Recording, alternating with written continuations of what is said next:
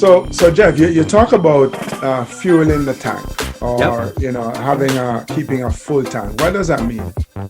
So fueling the tank is really about self-assessment and understanding what your personal journey is and what is getting you from your point A to point B. And honestly, it can change and it can alter. Your plans can change. Where you thought you were going to be, what you thought you were going to do can change. But the concept of what keeps you driven, what keeps you motivated is still what's most important in your journey.